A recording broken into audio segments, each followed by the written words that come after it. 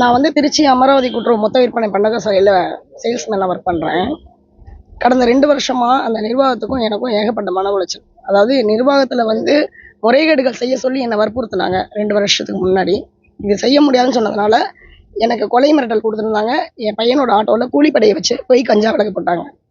இது ஒரு 2024 10வது மாதம் நடந்தது. போன வருஷம் ஜூலை மாதம் நான் வந்து திரும்பி எங்கள் ஆஃபீஸ்க்குள்ளே சேல்ஸ் ப்ரொமோஷன் ஆஃபீஸராக வந்து ஜாயின் பண்ணியிருந்தேன். ஜாயின் பண்ணியிருக்கும் போது 10வது மாதம்லாம் என் கையில் ஒரு லிஸ்ட்டு கொடுக்குறாங்க, வாராக்கடை லிஸ்ட்டு கொடுக்குறாங்க.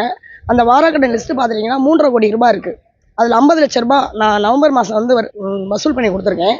12வது மாதம் 8/12/2025 வந்து 50 லட்ச ரூபா அமராவதி பேரில் வந்து ஃபிக்ஸட் டெபாசிட் பண்ணியிருக்காங்க.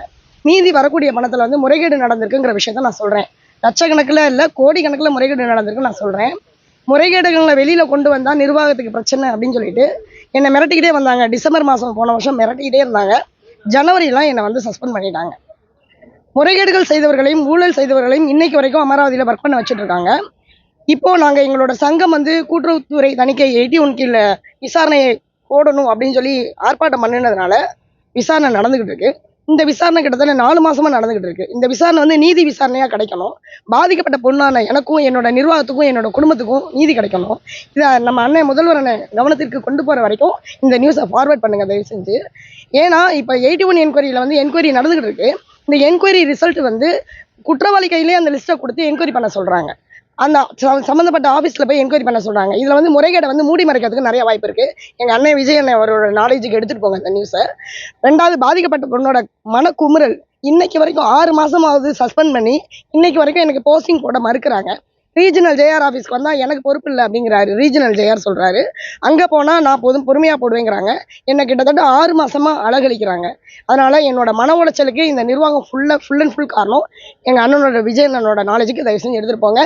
எனக்கு நீதி கிடைக்கணும், என்னோட நிர்வாகத்துக்கு நீதி கிடைக்கும். நன்றி. சமீபத்தில் உங்களை கூப்பிட்டு பேசுறது அப்போ என்ன நடந்தது? கூப்பிட்டு என்கொயரி பண்ணாங்க. என்கிட்ட இருக்கக்கூடிய ஆவணங்கள்லாம் வாங்கினாங்க. 30 வகையான ஆவணங்கள் கொடுத்துருந்தேன். ஒரு குற்றச்சாட்டு ஒரு நிர்வாகத்து மேலே நம்ம வைக்கிறோம்னா சும்மா வைக்க மாட்டோம். நம்ம வந்து கையில் ஆதாரங்கள் இருக்கிறதுனால தான் நம்ம குற்றச்சாட்டு வைக்கிறோம். இது இப்போ வந்து இது இன்னைக்கு நடக்கலை. அதாவது ஜனவரி பிப்ரவரியிலேருந்தே இந்த பிரச்சனை வருது.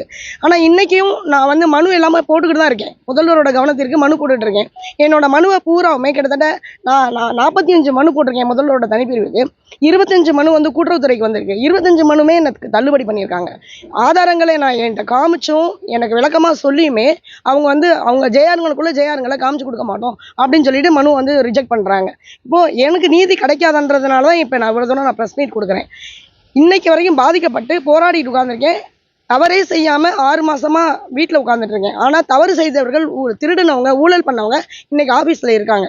அதனால் இதை தயவு செஞ்சு மீடியாக்கார சகோதரர்கள் எல்லாருமே இதை எங்கள் அண்ணனோட விஜய் அண்ணனோட நாலேஜுக்கு எடுத்துகிட்டு போங்க.